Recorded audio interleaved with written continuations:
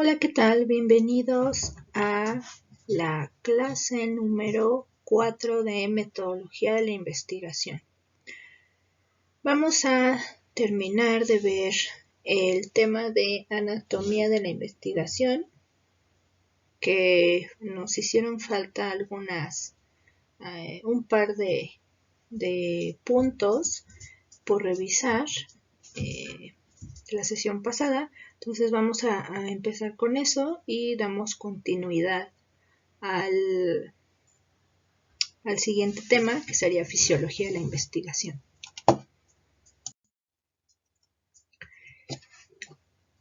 La sesión pasada nos quedamos en los participantes, o mejor dicho, en cómo se va a determinar cuáles o cuántos o quiénes van a ser los participantes del estudio. La definición de quiénes, cuáles, cuántos van a ser los participantes en el estudio es algo sumamente importante. Es parte de las decisiones importantes tal cual del estudio.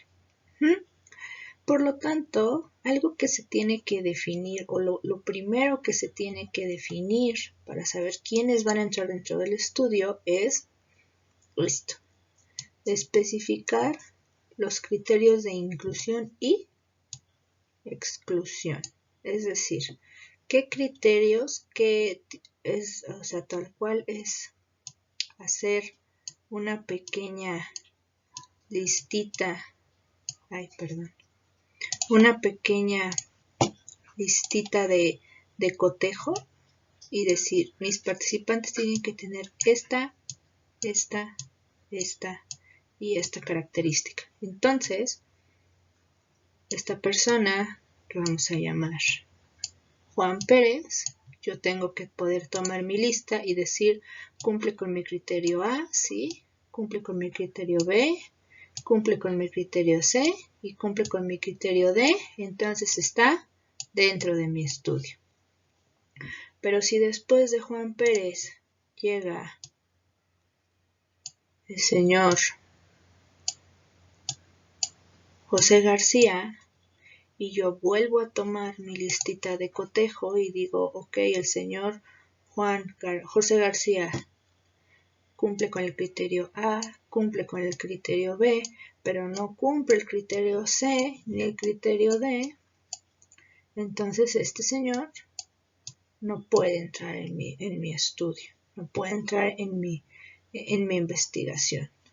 Porque entonces si yo digo, ok, bueno, pues es que me falta gente, pero pues es que yo hice una muestra o yo proyecté mi estudio para hacer un ensayo clínico con 1000 personas y tengo 900 personas. Entonces yo necesito que José García también entre. Entonces, pues bueno, por esta vez me voy a brincar estos criterios de inclusión y ok, lo voy a dejar pasar.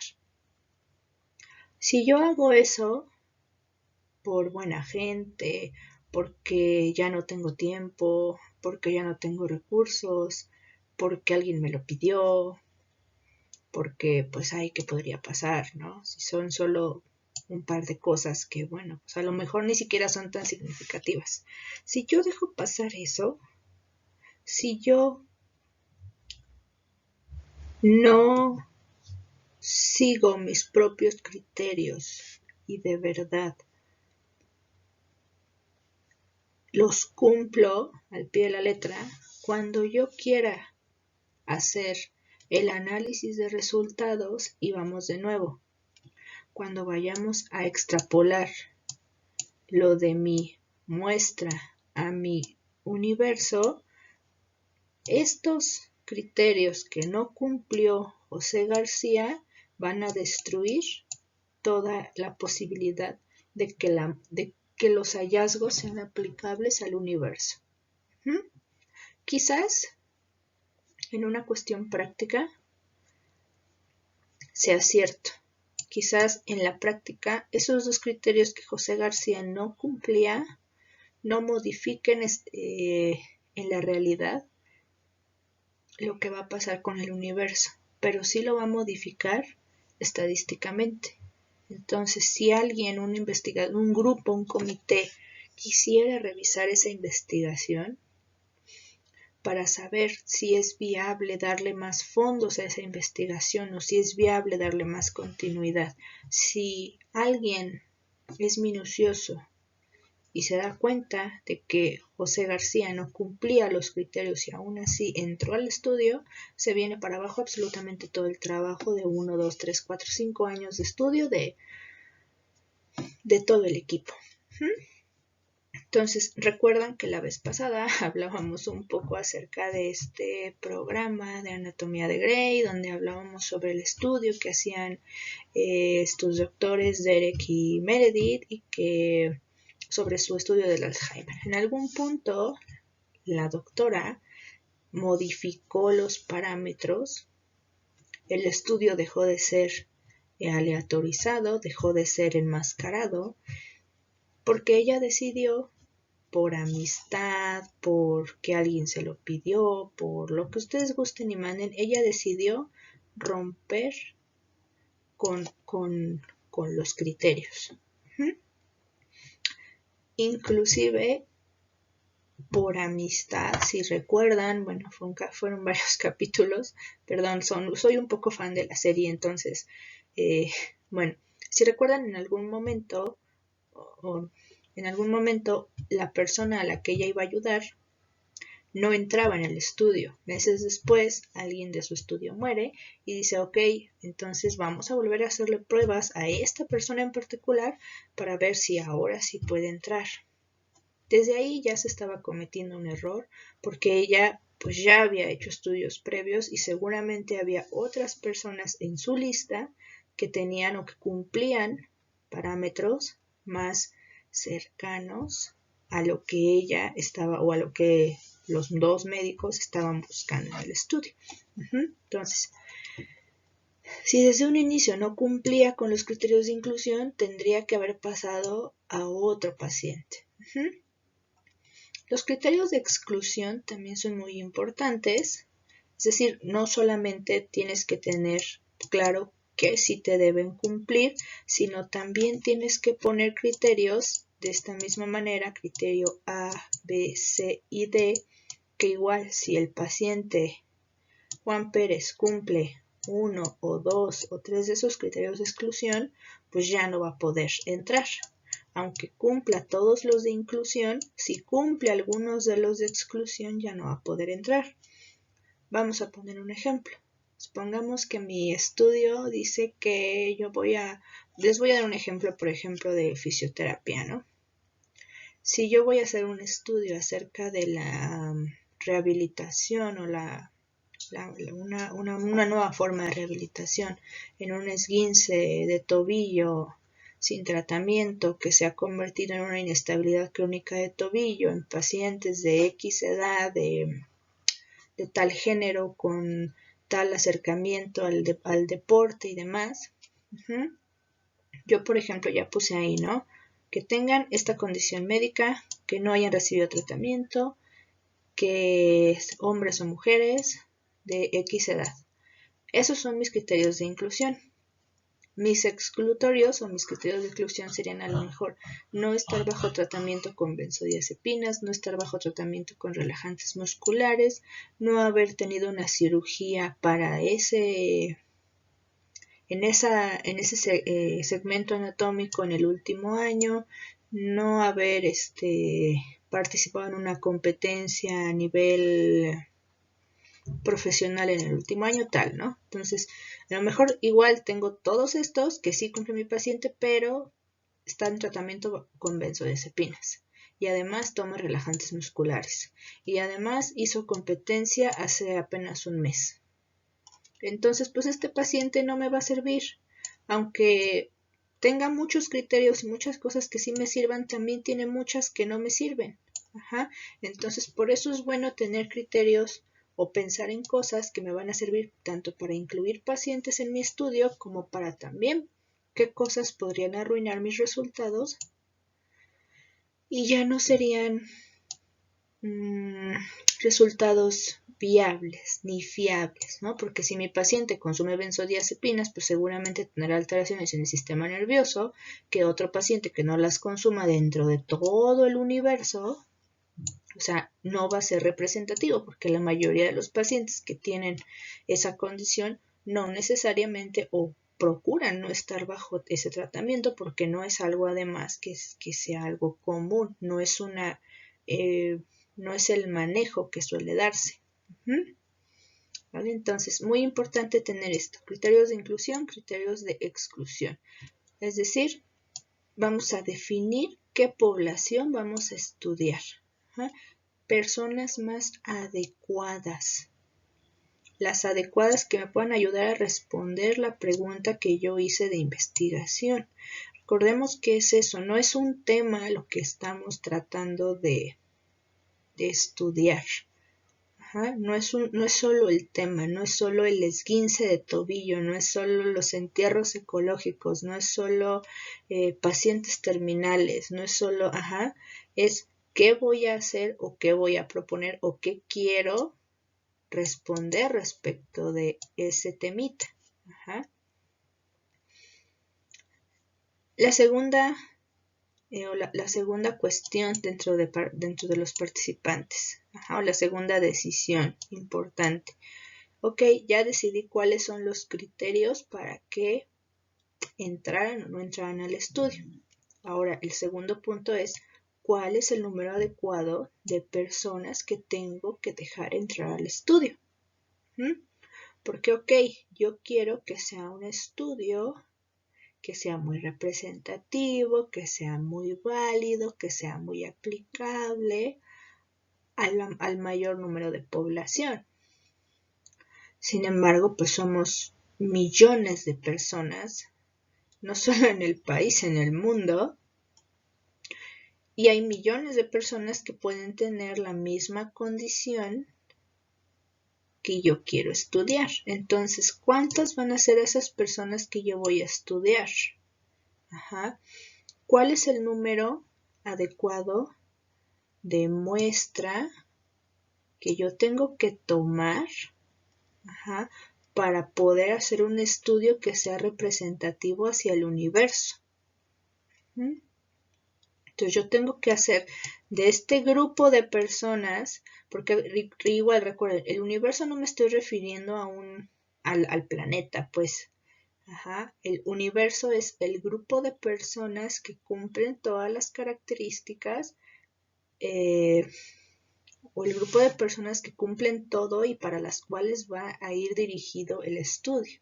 La muestra es el subgrupo de personas a las cuales yo voy a estudiar y en las cuales me voy a basar para generar inferencias que sean aplicables para el universo completo.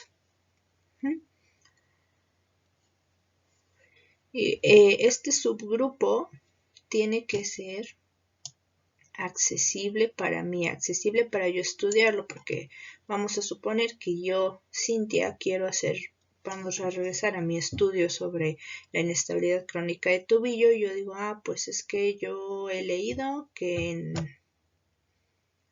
en Tanzania, por ejemplo, en el Amazonas, no sé, un lugar así súper lejano, en una isla, existe una tribu que tiende a tener inestabilidades, pero la curan con de X manera, ¿no? Y entonces a lo mejor yo digo, wow, estaría padrísimo traer esa forma de cura para aplicarlo a deportistas de alto rendimiento, ¿ok?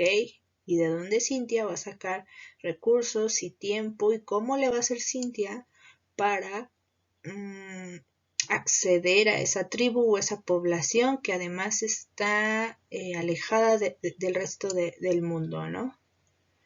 Entonces tiene que ser una población accesible. Tiene que ser una población accesible la que va a participar en mi estudio. ¿De acuerdo? Entonces, estas serían, de acuerdo a los participantes del estudio, estas serían las dos consideraciones principales. Criterios de inclusión y exclusión y tamaño de muestra, número de personas que van a participar en el estudio. En el caso de la bibliografía que yo estoy consultando, si recuerdan, nos está manejando un ejemplo de un estudio en pacientes con cardiopatía isquémica.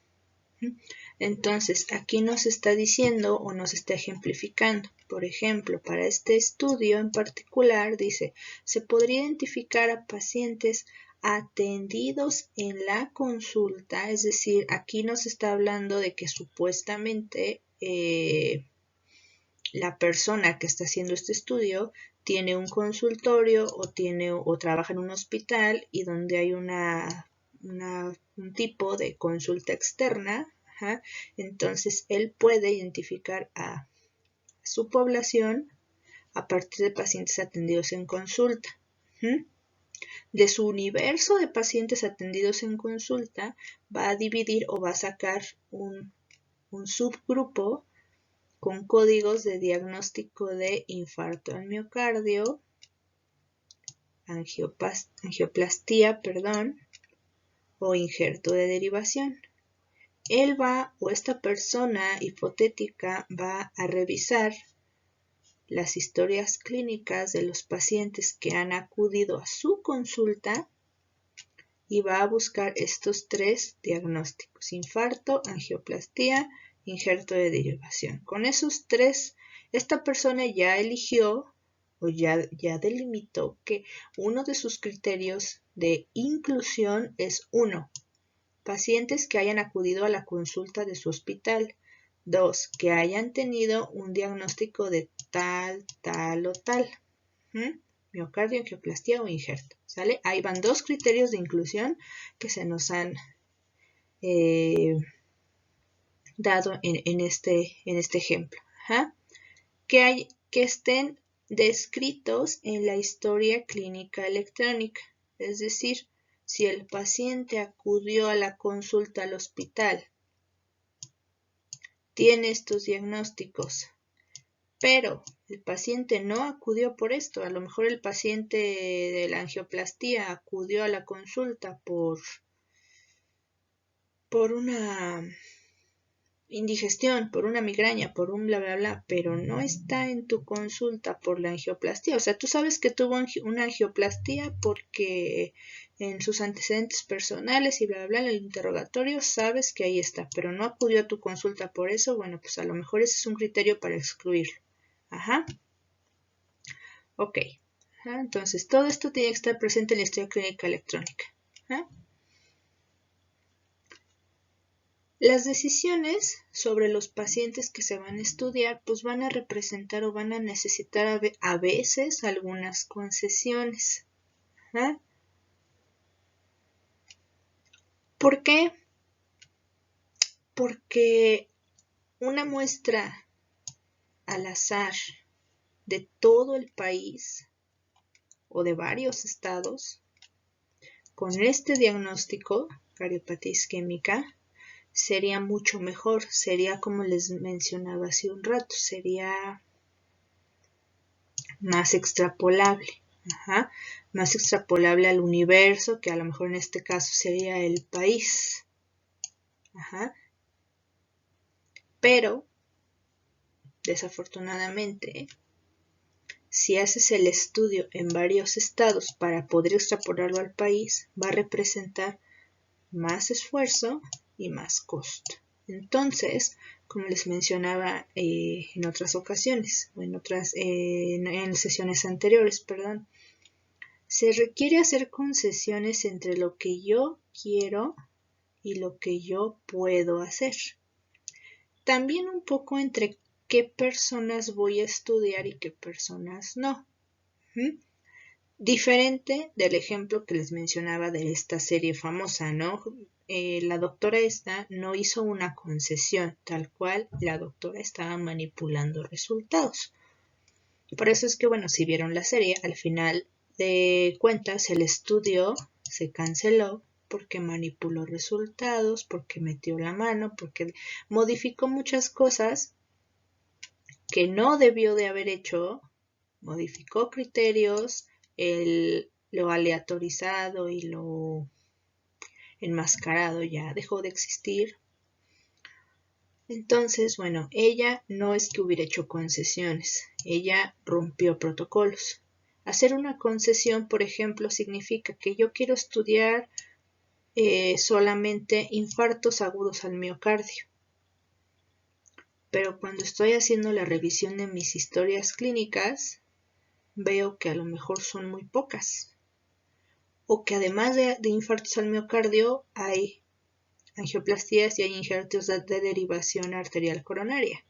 Entonces, yo digo, esta concesión sería, ok, no solo voy a incluir a los de infarto agudo, también voy a incluir a las angioplastías y también voy a incluir a los injertos de derivación. Eso es una concesión, ¿sale? No, una concesión no es cambiar de último momento lo que habías planeado desde tu protocolo.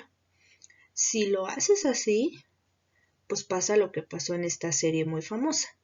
Si pretendes o si quieres o si necesitas cambiar algo, tienes que hacerlo desde el protocolo y reestructurar todo el diseño que ya habías hecho.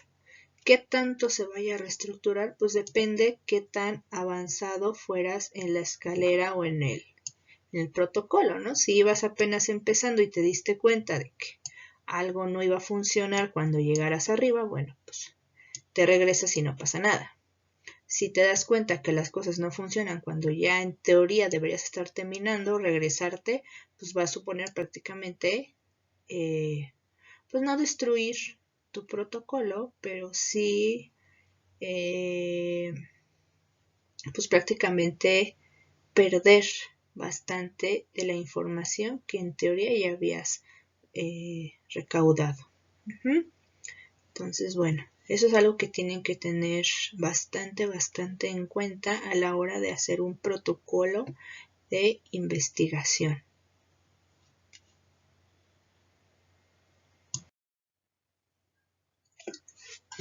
Otro punto importantísimo a tomar en cuenta es la consideración de las variables. Las variables, tal y como su nombre lo dice, son cosas que varían, que cambian entre una persona y otra, entre un experimento y otro. O sea, son cosas que son factibles de que tú las pienses o las diseñes de una manera y al final de cuentas sucedan de una manera un tanto distinta. Entonces,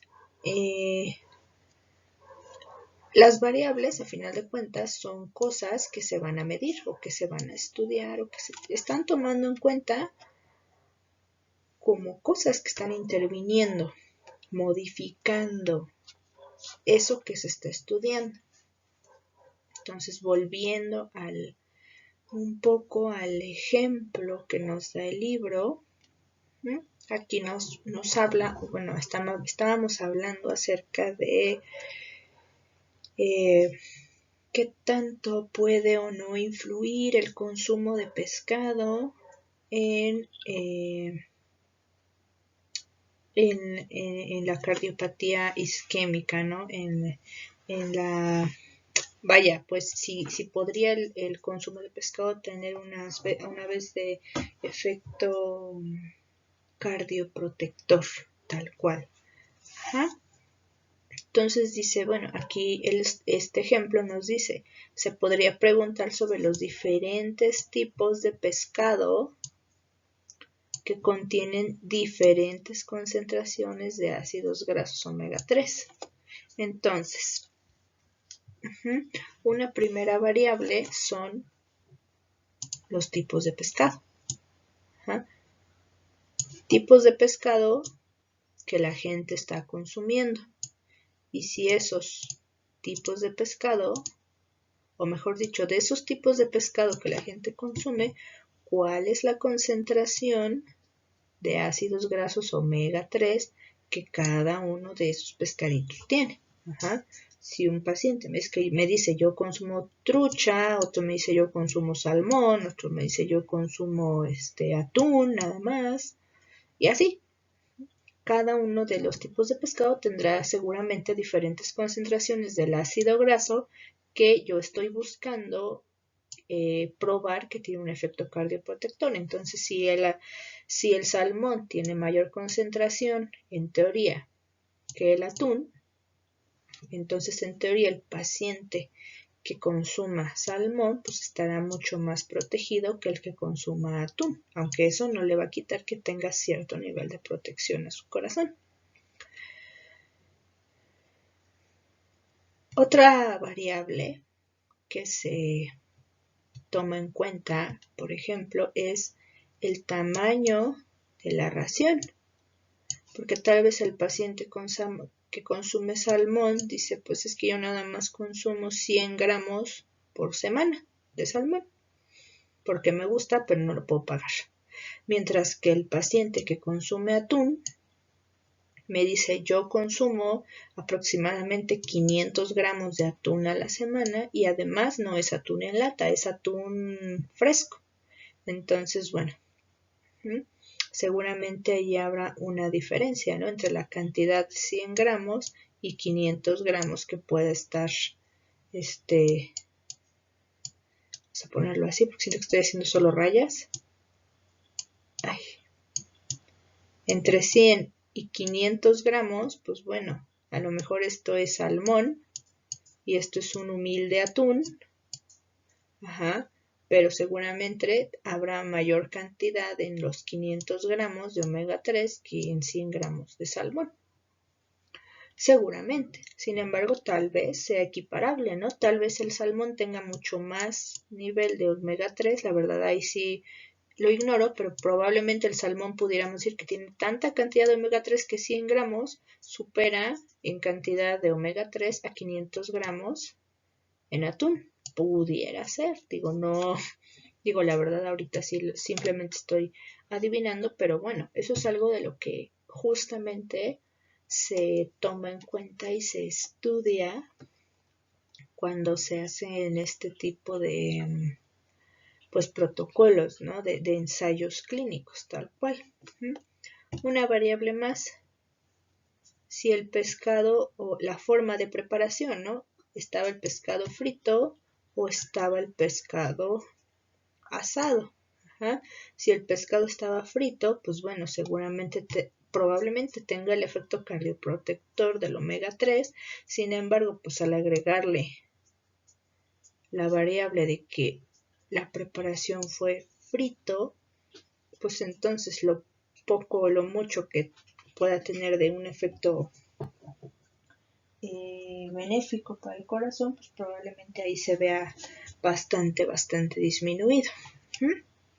Quizás la persona que comió salmón y tiene muchísimo omega 3 se lo comió frito, mientras que la persona que comió atún, que tenía muy poco omega 3, se lo comió asado y entonces, bueno, ahí ya probablemente incluso se iguale, ¿no? El beneficio o el efecto que supuestamente tiene sobre el cuerpo o sobre el corazón el ácido graso omega 3.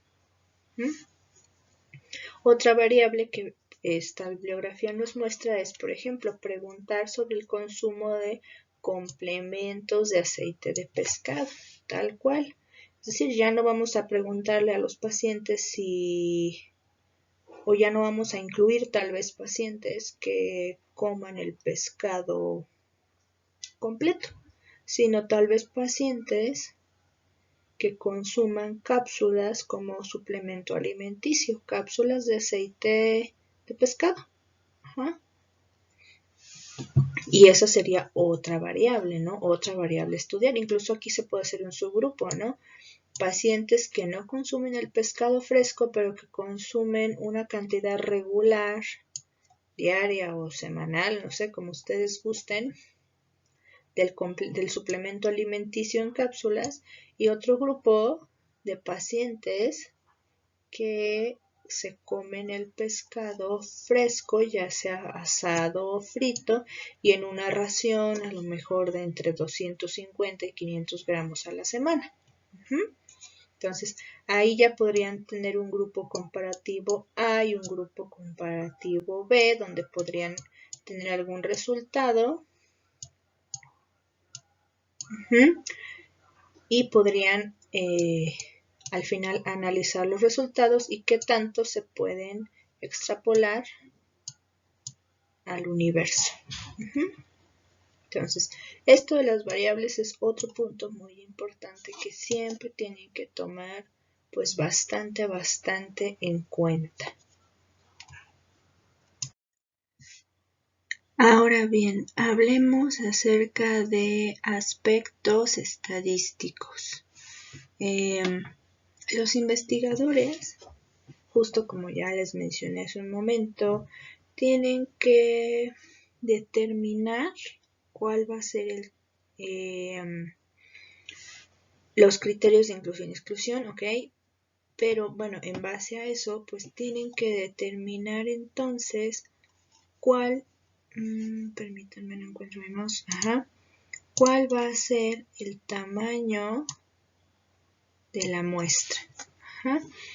Una vez que ya determinaron cuáles son los criterios que una persona tiene que cumplir para poder participar o no en el estudio, entonces el investigador, el médico, el enfermero, como ustedes le quieran llamar, tiene que determinar de alguna manera cuál va a ser el tamaño de su muestra.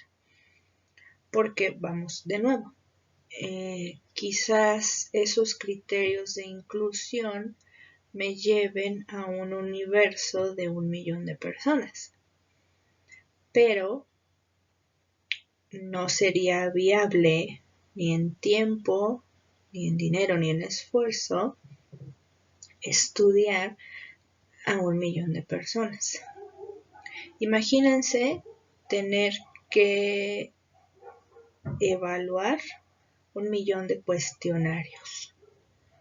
Cada cuestionario, no sé, con un promedio de, vamos a hacerlo muy corto, ¿no? Vamos a decir que un promedio de 10 preguntas abiertas sobre el tema que ustedes hayan elegido, ¿no? Imagínense revisar 10 millones de preguntas y luego sacar una o varias conclusiones respecto a esas 10 millones de respuestas. Independientemente de que ya tenemos tecnología, ya no somos, ya tenemos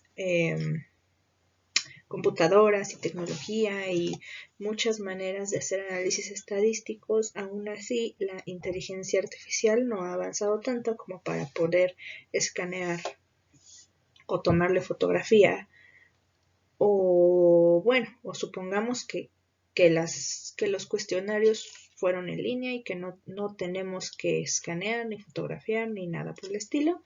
Vamos a suponer que ya está digitalizado. Pero bueno, aún así la inteligencia artificial no ha evolucionado aún tanto como para poder analizar 10 millones de respuestas abiertas. Y aún así, aunque la inteligencia artificial pudiera ayudarme a analizar esos 10 millones de respuestas, que sí lo haría, hasta cierto modo, el investigador tendría que programar cuáles son los parámetros o qué es lo que desea obtener para que entonces la computadora actuara en razón de. Sin embargo, bueno, pues si el investigador no sabe aún con qué se puede encontrar, si apenas está en una fase de descubrir, pues entonces va a ser muy difícil decirle a la computadora cómo proceder con esas 10 millones de respuestas. Entonces, bueno, raramente esto sucederá, ¿no? Un grupo, un equipo de investigación, pues rara vez tendrá que hacer o tomar una muestra tan grande como de 10 millones. Vaya, vamos a ponerlo incluso en una perspectiva más actual. Ni siquiera ahora que se está buscando una vacuna para el coronavirus, el SARS-CoV-2. Ni siquiera ahora que se está buscando una vacuna que pueda transmitir inmunidad a nivel pues mundial, ni siquiera ahora se ha pensado en un estudio tan grande.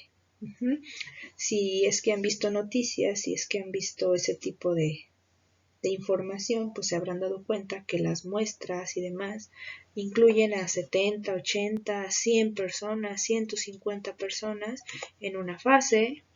Luego cuando pasen a otra fase incluirán otras 100, 200, 300 personas.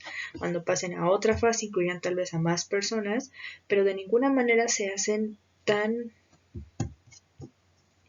grandes las muestras, tan de miles, cientos de miles, no, jamás, porque sería algo que no se podría analizar.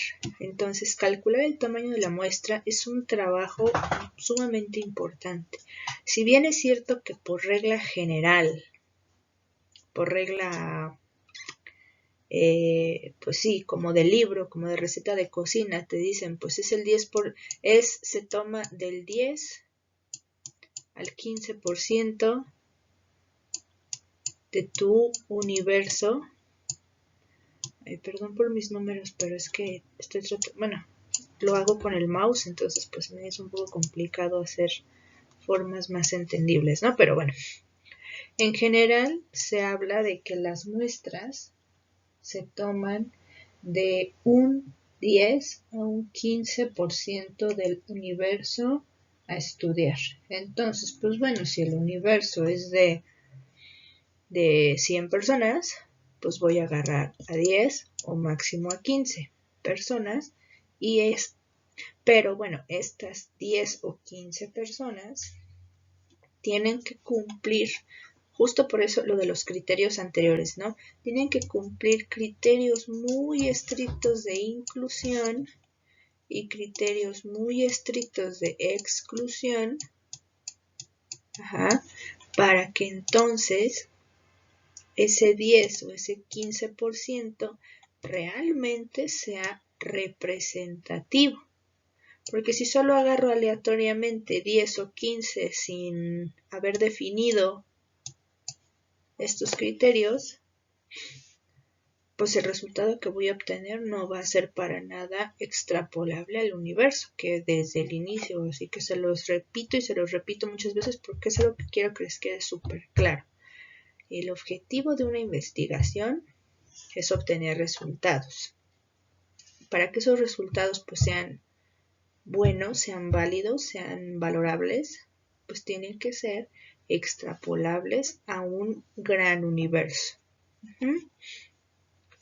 Entonces, bueno, generalmente este tamaño de la muestra se va a especificar o mejor dicho, nos va a ayudar a calcular la muestra o a definir la muestra, la especificación de la hipótesis. La hipótesis, bueno, ya la vamos a hablar más adelante, pero bueno, en general es como esa idea, como eso que yo creo que va a pasar. Sí, me explico. Mi hipótesis es que si volvemos, por ejemplo, a mi estudio de las inestabilidades crónicas de tobillo, mi hipótesis es que si se hace un protocolo de entrenamiento propioceptivo riguroso durante 2 meses, combinando electroterapia, terapia física, acuática y láser, estos pacientes con esta condición preexistente de no más de, no sé, 5 años, van a mejorar y van a tener un estilo de vida o van a poder mejorar sus ABDs, no sé. Esa podría ser mi hipótesis. Entonces, desde mi hipótesis yo ya estoy también mencionando algunos de mis criterios, ¿no? Pacientes que no hayan tenido otra intervención, que no tengan más de 5 años de tener su lesión, cositas así. Entonces, la especificación de la hipótesis es muy importante para poder definir la muestra. Me va a ayudar con los criterios y me va a ayudar con quienes quiero que participen aquí. Entonces, bueno, volviendo al ejemplo que nos da el libro, la hipótesis en este libro dice: las mujeres de 50 a 69 años de edad con cardiopatía isquémica que tomen complementos de aceite de pescado presentarán un menor riesgo de sufrir infarto al miocardio recurrente que aquellas que no lo hacen. Esta es la hipótesis. El investigador dijo: esto es lo que yo creo que va a pasar, esto es lo que yo creo que pasa si las mujeres de estas edades consumen complementos que contengan aceite de pescado. Esto es lo que yo quiero demostrar. Básicamente eso es una hipótesis. También hay diferentes tipos de hipótesis y hay diferentes reglas para poder redactar adecuadamente una hipótesis. Pero bueno, esas las vamos a mencionar más adelante, más tarde. Ahorita por el momento, bueno, hasta aquí. Vamos a continuar. Entonces, la hipótesis es una especie de versión de la pregunta. La diferencia principal, hay más, pero la diferencia principal es que la hipótesis se redacta en pasado, en infinitivo o en futuro, pero siempre es una afirmación. Los pacientes que, por ejemplo, los pacientes que consumieron tiempo pasado o que no consumieron tiempo pasado aceite de pescado dentro de los 3 años previos a una cardiopatía isquémica tuvieron mayores secuelas o secuelas de mayor importancia después de su evento cardiopático isquémico, ¿no? Por ejemplo. O otro sería, eso es, por ejemplo, ese sería para ejemplificar un estudio retrospectivo porque va para atrás.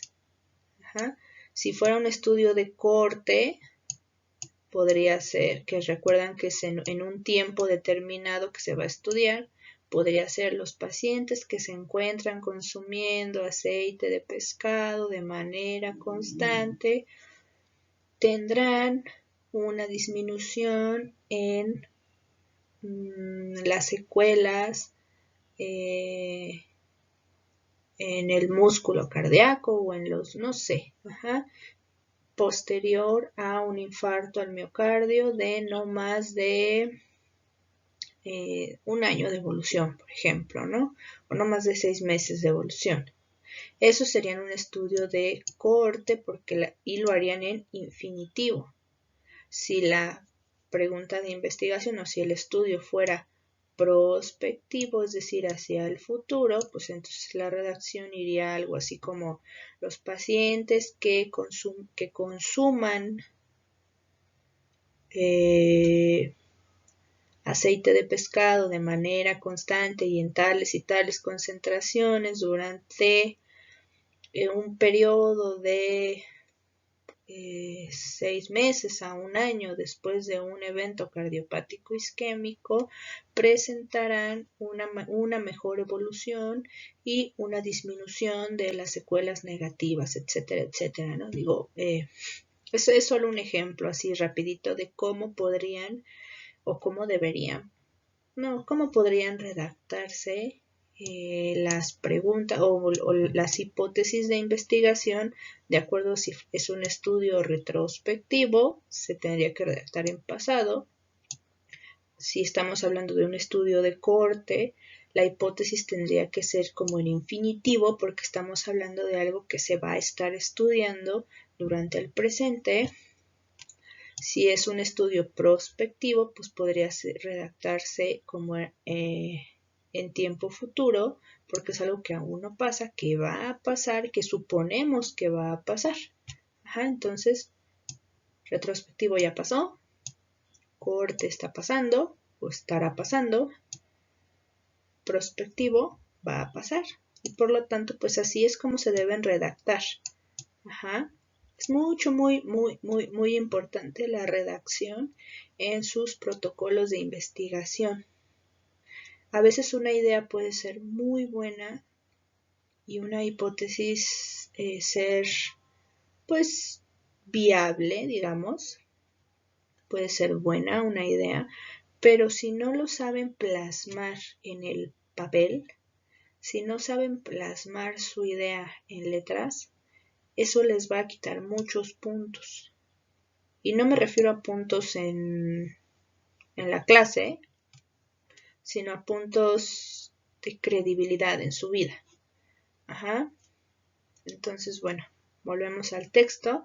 Decíamos que la hipótesis es una versión de la pregunta de investigación. Básicamente se construye para ver qué tanta significación estadística pueden tener los hallazgos que se obtengan del estudio. Como ya habíamos mencionado, la hipótesis puede ayudar al investigador a poder calcular el tamaño de la muestra.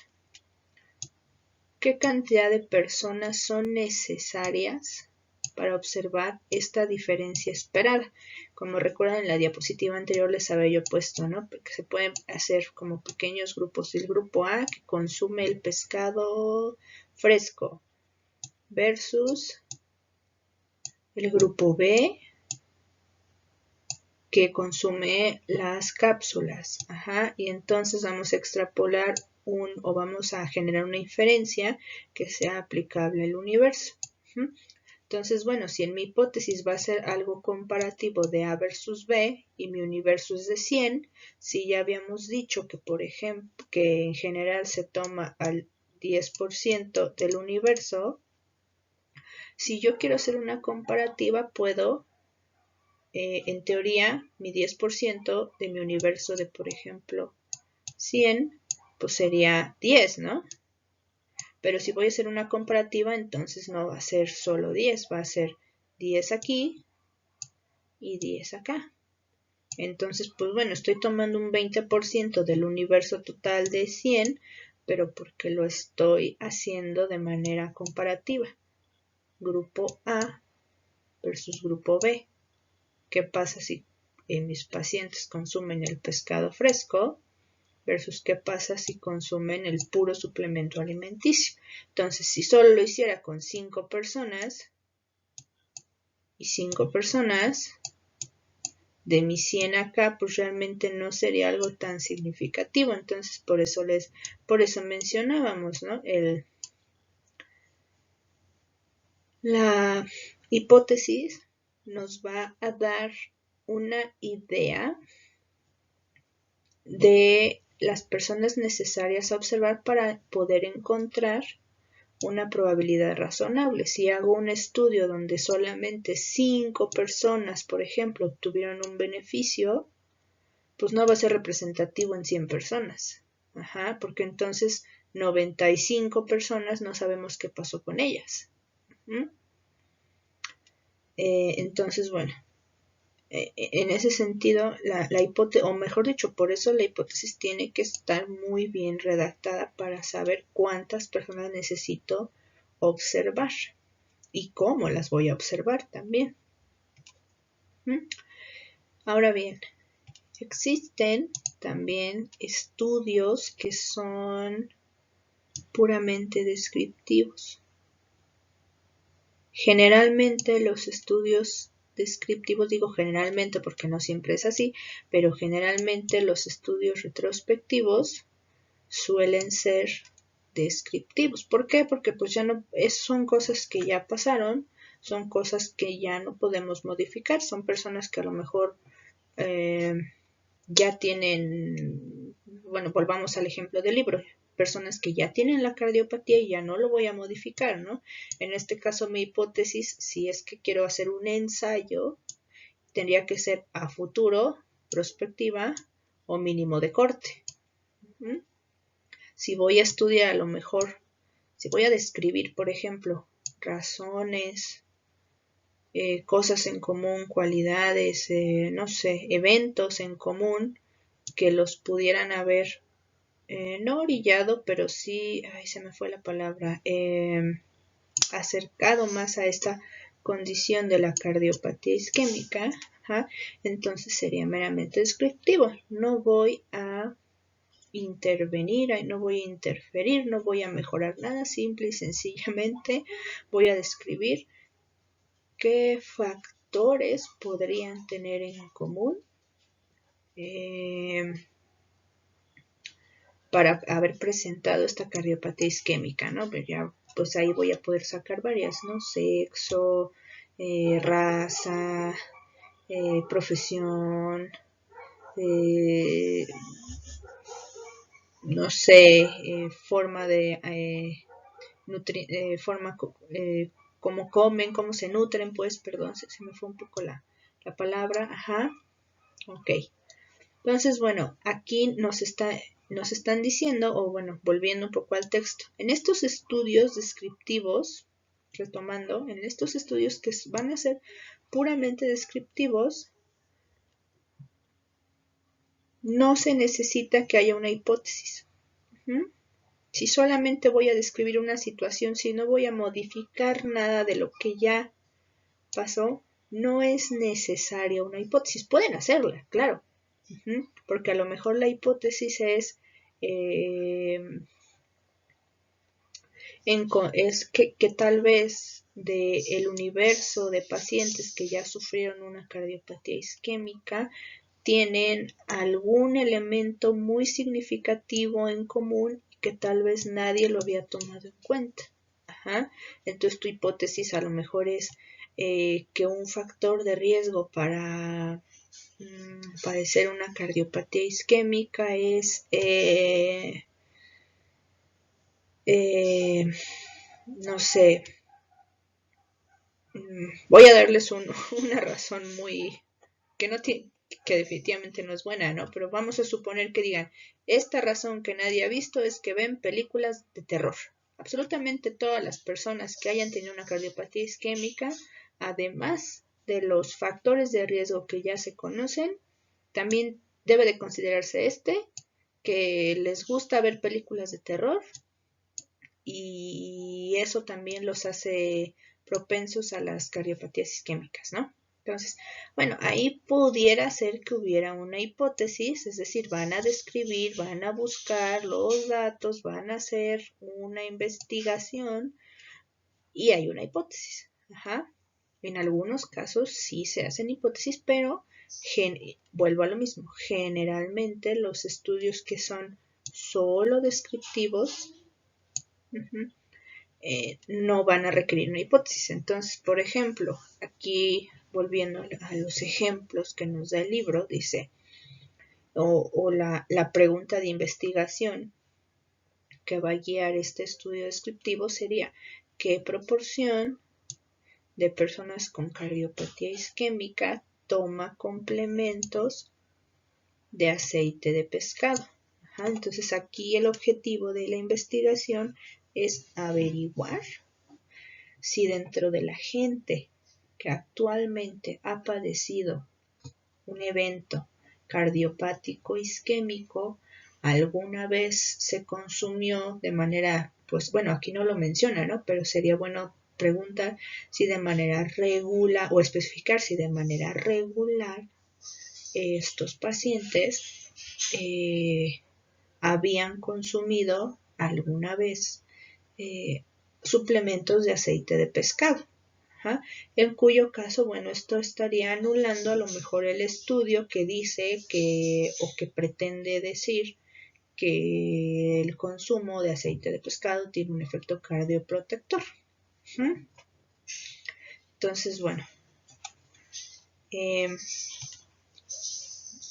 este sentido, lo que se busca, nuevamente, calcular el número de personas para obtener intervalos de confianza. Ajá, que más o menos es lo mismo. Aquí no es que vayan a haber participantes, sino aquí en el caso de los descriptivos generalmente o se trabajan mediante las historias clínicas es decir, información que ya se tiene y ya no se molesta a los pacientes, o bien se trabaja mediante entrevistas generalmente, entrevistas estructuradas, entrevistas cerradas, es decir, entrevistas con opciones, opción múltiple, opción sí o no, y ya, no es como una entrevista donde se les vaya a preguntar tal vez o a indagar sobre otros hábitos alimenticios, simplemente se va a querer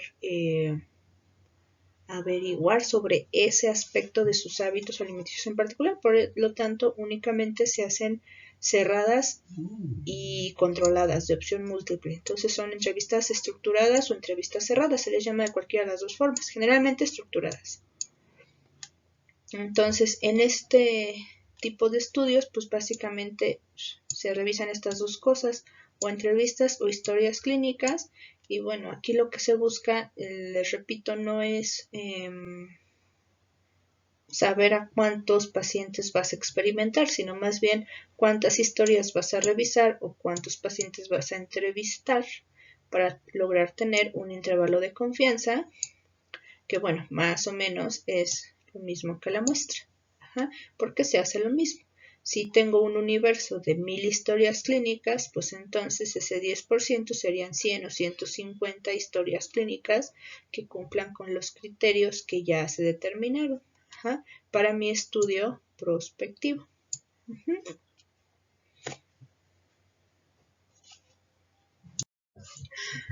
Ok, hasta ahí con anatomía de la investigación clínica. Ahora vamos a comenzar a hablar acerca de la fisiología de la investigación. La fisiología de la investigación, pues justo lo estamos equiparando a anatomía y fisiología del cuerpo humano, como nosotros, personal de salud, lo estudiamos. Entonces, bueno, vamos a hacer un pequeño ejemplo aquí con un monito de palitos y bolitas. Perdón mi terrible forma de dibujar nuevamente, pero ok. Si hablamos de anatomía, pues sabemos que anatómicamente el cuerpo tiene una cabeza, tiene tronco, tiene un cuello, tiene bracitos, tiene piecitos, el tronco que lo sostiene, y demás, ¿no? Y bueno, muchas más estructuras anatómicas, sistemas, órganos, etc. Fisiológicamente sabemos, o deberíamos saber, cuando ya lo estudiamos más a fondo, pues bueno, cada uno de sus sistemas, cómo se relaciona con otro y con otro y con otro. Cómo es que la piel se relaciona, por ejemplo, ¿no? Cómo es que la piel se relaciona con la fascia y la fascia con el músculo y el músculo tendón y el ligamento y el hueso y tal, ¿no? Por ejemplo. Y dentro de la misma piel, bueno, pues vamos a ver cuáles son sus componentes y sus células y sus funciones y sus estructuras y demás. Y luego dentro de esas, cada una de esas estructuras, pues bueno, biológicamente, celularmente, cómo funcionan y demás. Del mismo modo, sabemos que un protocolo de investigación pues tiene a lo mejor una cabecita, o sea, tiene un título y tiene un tema, tiene un tronco, o sea, tiene un cuerpo de investigación que lo va a sostener, tiene lo que se llama un marco teórico, tiene sus bracitos que le sirven para acercarse y tomar cosas y alejarse y demás, y a lo mejor eso lo podríamos equiparar a lo que acabamos de ver, ¿no? A las hipótesis,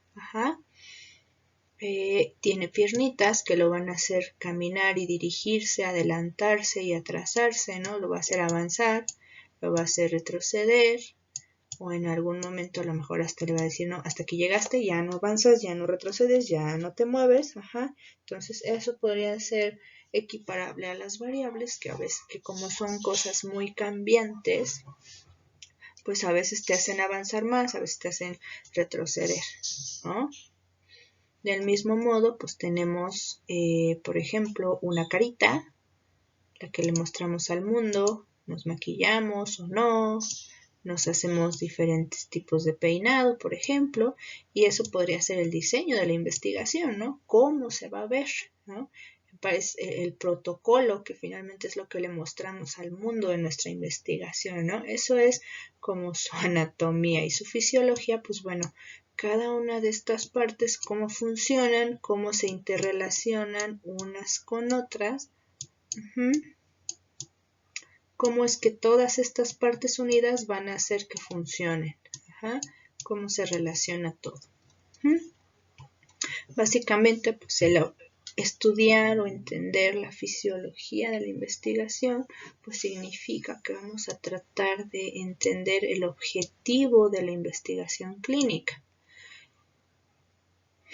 que como ya les había mencionado, pues es esto, extraer inferencias, ¿no? Nuevamente, vámonos a lo que ya les había mencionado antes. Se trata de encontrar una muestra representativa y de ella poder extrapolar una inferencia, una idea, un hallazgo, una verdad, una ley, algo que se pueda pasar de la muestra al universo y que además sea válida. Entonces, ese es el objetivo de la investigación, así como por ejemplo en el cuerpo humano, el objetivo de todos sus órganos y sistemas es mantenerlos vivos, saludables y bien. A veces algo se altera o algo cambia y entonces pues el objetivo ya no se cumple, ya no estamos sanos, ya no estamos bien, algo pasó, pero si conocemos la fisiología de una manera correcta, la anatomía y la fisiología tal cual, de una manera correcta podemos decir, ok, aquí algo pasó, aquí hay un problema y entonces, bueno, igual que en la práctica médica, podemos decir, ok, vamos a usar esta terapéutica, este fármaco, esta terapia, vamos a introducirla aquí para corregir el problema. Y entonces el problema, al corregirse, volvemos a la homeostasis, ¿no? Volvemos a lo normal, a lo que sí debe de ser. De igual manera, en el diseño de investigaciones clínicas, si conocemos cómo debe de ser una investigación, pues podemos tal cual intervenir en todas las fases y decir, esta hipótesis no funciona por A, B y C, entonces hay que modificarla. O esta variable nos está modificando todo el protocolo, hay que modificar el protocolo o hay que cambiar esta variable, ¿no? Entonces, por eso es importante, tan importante es conocer anatomía y fisiología humana como importante es conocer anatomía y fisiología de la investigación clínica. Porque si no sabes anatomía y fisiología humana y pretendes darle tratamiento a una persona, pues seguramente no te va a ir muy bien. Si no sabes cómo se realiza o en qué consiste una investigación y pretendes hacer investigación, pues seguramente tampoco te va a ir nada bien.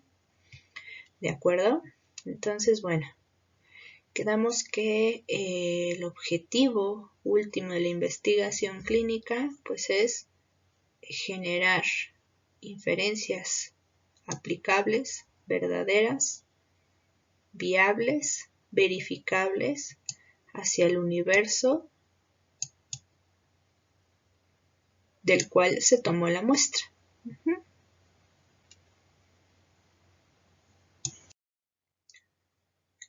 Ahora bien, estas inferencias, estas verdades, estas cosas que se dicen y que se obtienen a partir del estudio de la muestra se pueden dividir en dos grupos principales de inferencias.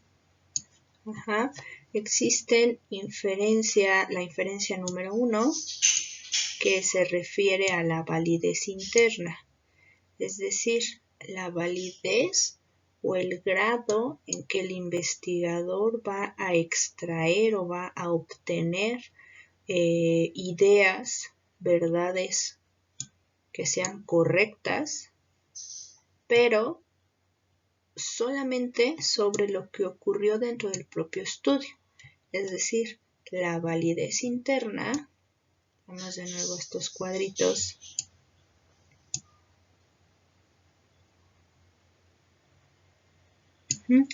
la validez interna se refiere a todo lo que sucedió durante el estudio con la muestra, porque al final del día la muestra fue con la que se experimentó. Entonces, la validez interna se refiere a lo que pasó internamente o al interior del estudio que se realizó. Por otro lado, la inferencia o el segundo tipo de inferencia, la inferencia número 2, se va a referir a la validez externa. A esta validez externa también se le conoce como posibilidad de generalización.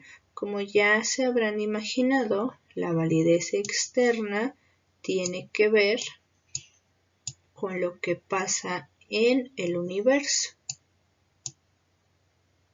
con lo que pasa con todo ese total de personas, pacientes, individuos que aunque no fueron estudiados, directamente siguen formando parte pues, de la muestra. Finalmente este es el universo. Este universo es el que verdaderamente cuenta. La muestra, hagan de cuenta, imaginen que es como si la muestra fuera una pequeña ventanita a través de la cual están observando una parte de una casa. Y entonces todo lo que está dentro de esa casa es el universo. Sin embargo, pues en la casa seguramente habrá una sala, un comedor, baños, recámaras, a lo mejor hay un segundo piso, a lo mejor hay un ático, a lo mejor hay un sótano, y en el sótano pues a veces hay escaleras, mil cosas, hay una cocina. Obviamente, pues dentro de la casa hay personas, hay niños, hay niñas, hay hombres, hay mujeres, hay perros, hay mascotas, tal vez haya pericos. No sé, imagínense la casa como ustedes quieran imaginársela.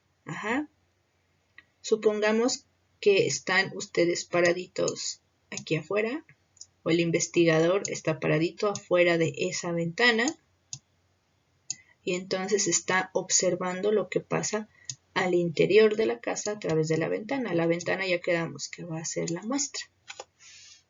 Entonces, el investigador tiene que observar tan detalladamente y de tal manera que pueda generar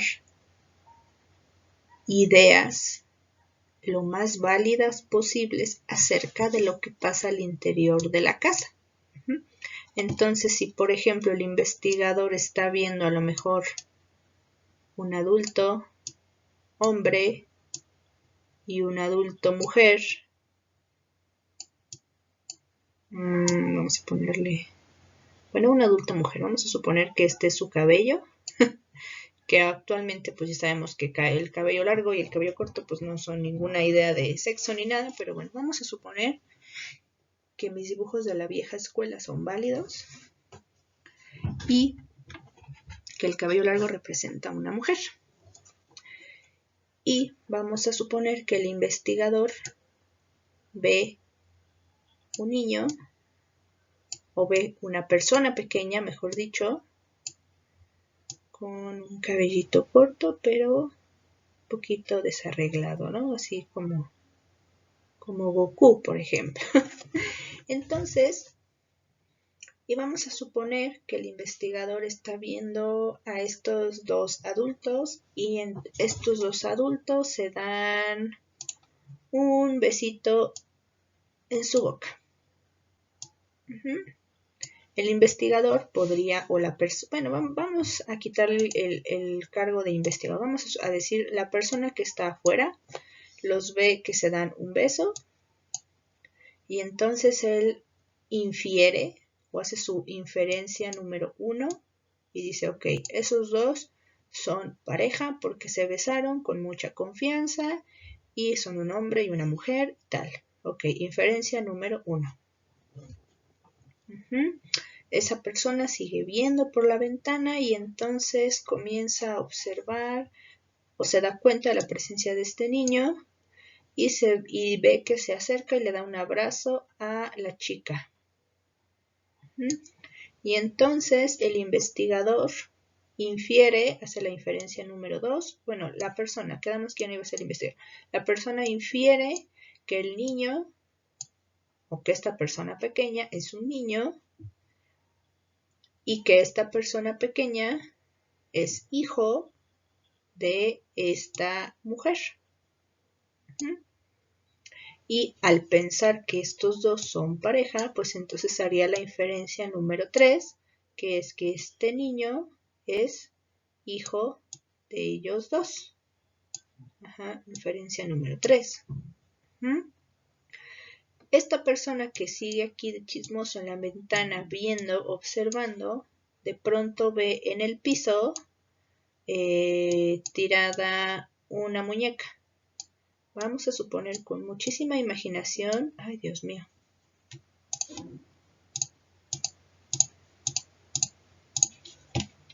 vamos a suponer nuevamente con muchísima imaginación que esta es una muñeca, un trollcito, con sus pelitos así.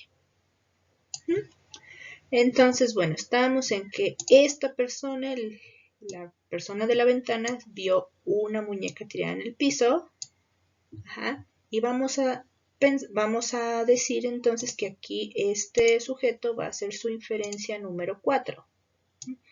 Él va a pensar que la muñeca no le pertenece al niño, entonces él pensará que entonces hay una niña adentro de la casa la cual no puede observar, pero este hallazgo le dice que hay una niña. Posteriormente sigue observando y entonces empieza a escuchar ruido, como una especie de llanto, como gritos, como llanto, que vienen de otro cuarto que él por esta ventanita no puede ver. Entonces aquí la persona haría una inferencia número 5 y diría, ok, pero la niña dueña de esta muñeca es un bebé que está en una cuna y por eso no se ve conviviendo con el resto de la familia. Entonces, bueno, así podríamos seguir haciendo muchas inferencias. Algunas puede que sean válidas, algunas no. Entonces, por ejemplo, ustedes me dirían, ok, o bueno, otro investigador o otra persona que se haya asomado, vamos a suponer que otra persona en otro momento llega y se asoma a la misma ventana y ve la misma escena. Otra persona podría inferir que aunque estas dos personas se besaron, pues eso no los hace pareja. A lo mejor son amantes, ¿no? Entonces a lo mejor ahí la cuestión cambia, ¿no? Vamos a suponer que la segunda persona dice, no, ellos son amantes. Vamos a suponer que en la segunda hipótesis, esta otra persona dice, no, pues este niño la abrazó porque en realidad es una persona de baja estatura, es un enano y el esposo es él. No es su hijo, es él. Y esta misma persona observa que bla, bla, bla, bla, ¿no? O ve a ve a estos dos y dice, no, estos no son pareja, estos son amantes, ¿no? Bueno, se me olvidó cuál era la cuarta. La quinta, quedamos que era el llanto. Ya. La cuarta era que había una niña, ¿no? Tal vez la otra persona que viera diría que el juguete no es de una niña, sino que pertenece o es parte de una colección que la mujer adulta tiene. Y los llantos, una persona más podría decir, o su hipótesis o su inferencia sería a lo mejor que son una banda de secuestradores y tienen a un bebé secuestrado y por eso está llorando. Por eso ellos están besándose mientras escuchan a un bebé gritar en la otra habitación y no les importa. Entonces, como ven, depende de la perspectiva de cada investigador qué es lo que o qué es lo que se puede encontrar como probables inferencias, ¿no? No significa que unas sean más válidas que otras. Lo que significa es que, por ejemplo, en este caso en particular que les acabo de dar, volvamos a la cuestión de la muestra y la ventana, pues evidentemente esta única ventana no era suficiente para poder entender al universo que era la casa. Y de igual manera, si la muestra es muy pequeña o no es representativa del universo, pues eso nos va a llevar a tener inferencias erróneas, que justo es lo que se pretende evitar. Entonces, bueno, una cosa, o mejor dicho, volviendo a las primeras inferencias y a las segundas inferencias, las inferencias que se tienen respecto a la ventanita, o sea, respecto a la muestra, puede ser que sean buenas, puede ser que parezcan válidas, pero no necesariamente lo son. Puede ser que toda la evidencia de la muestra, o sea, de la ventana, me diga, sí, estas 5 inferencias son reales y sí aplican, pero cuando yo abra la puerta y entre a la casa y hable con los inquilinos y me digan la verdad, va a resultar que todas estas inferencias no fueron o no son reales, no son aplicables. Entonces, al interior del estudio, mis inferencias pueden ser 100% válidas al interior, a la muestra, en la ventana. Pero ya cuando quiera generalizarlo a la casa, a toda la casa, entonces voy a ver que las conclusiones no pueden aplicarse de forma adecuada. Lo ideal es que sí, que puedan, pero si mi ventana es demasiado pequeña o no me muestra lo suficiente de la casa, siguiendo con el ejemplo de la casa, si no me muestra todo lo que yo necesito ver de la casa, pues entonces no voy a tener forma de generalizar en el universo. Justo como dice aquí al final, generalizar de forma o aplicarse de forma adecuada a personas y sucesos no incluidos en el estudio.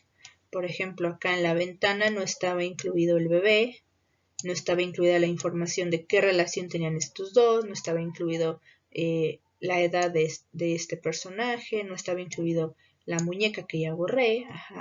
Entonces, la idea es que si yo mirara esa ventana, realmente pudiera entender con certeza qué está pasando en lo que yo veo dentro de la casa, sin necesidad de entrar al universo que es la casa. ¿Ok?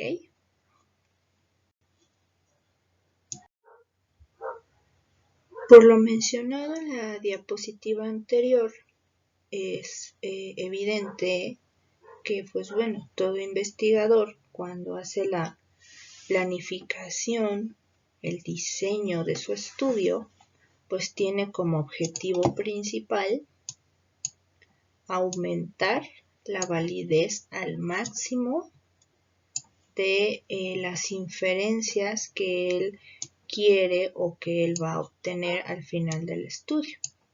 ¿No? Si el investigador no está seguro de que con eso que él diseñó va a obtener inferencias válidas, tiene que rediseñar y rediseñar y rediseñar y presentar el mayor número de escenarios posibles a manera de que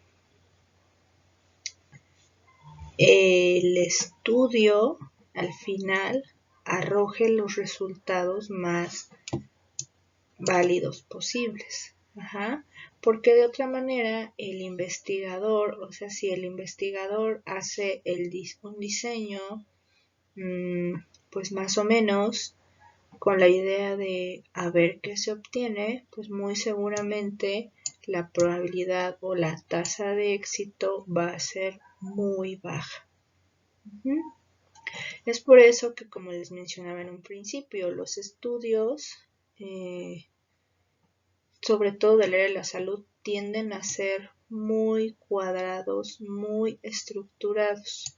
¿Por qué? Porque, pues bueno, son difíciles de hacer, se requiere mucho presupuesto, mucho tiempo, mucha participación, muchas revisiones en comités de ética, etcétera. Entonces, si al final se obtiene algo más o menos, pues realmente es algo que no funciona.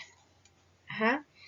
Es por esto que se tiende a veces a tener mucha más minucia, ser mucho más minucioso en el diseño a veces, o se, entre comillas, ¿no? Pierde más tiempo o invierte, mejor dicho, más tiempo en el diseño que a veces en la propia ejecución del experimento.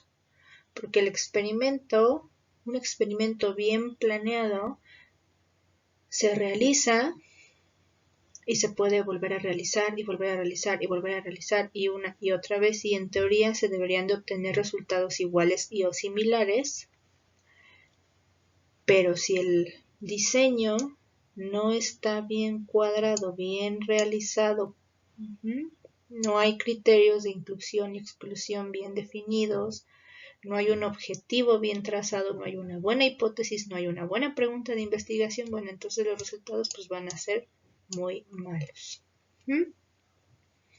Entonces, bueno, cuando se diseña un plan de estudio, pues la elección o yo más que la elección diría la redacción de la pregunta de investigación es algo muy importante.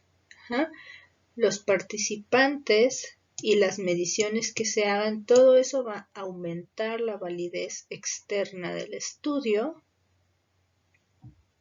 y por lo tanto, pues bueno, al final del día eso nos va a dar un alto grado de validez interna. Al aumentar la validez externa, también se aumenta la validez interna. Si yo solo aumento una, la otra no. Tengo que asegurarme que tanto la externa como la interna estén muy cuidadas, que yo pueda obtener un alto nivel de validez interna y de validez externa para que mi estudio realmente me dé los resultados que yo estoy buscando. Porque de lo contrario, pues como les decía hace un momento, con un estudio con poca validez, pues en realidad no funciona, en realidad no sirve. No significa a final de cuentas que un estudio con poca validez haya sido una total pérdida de tiempo. Generalmente cuando se llega a estos callejones sin salidas, lo que suele hacerse es retroceder algunos pasos, ver dónde estuvo el error, qué faltó, si es posible corregirlo y volver a avanzar, tratando de hacer el control de daños, o bien regresar aún más, rediseñar el protocolo para seguir un nuevo camino y obtener nuevos resultados utilizando parte de los datos obtenidos en el camino. Entonces, tal vez si el estudio iba a ser prospectivo o si iba a ser de corte, se transforma en prospectivo, o si iba a ser de corte, se transforma en retrospectivo. Digamos que se baja, bueno, no es como tal bajar de nivel porque los tres son igualmente válidos, pero sí digamos que se retroceden algunos pasos en la búsqueda por hacer lo más válido y útil posible el estudio que ya se tiene.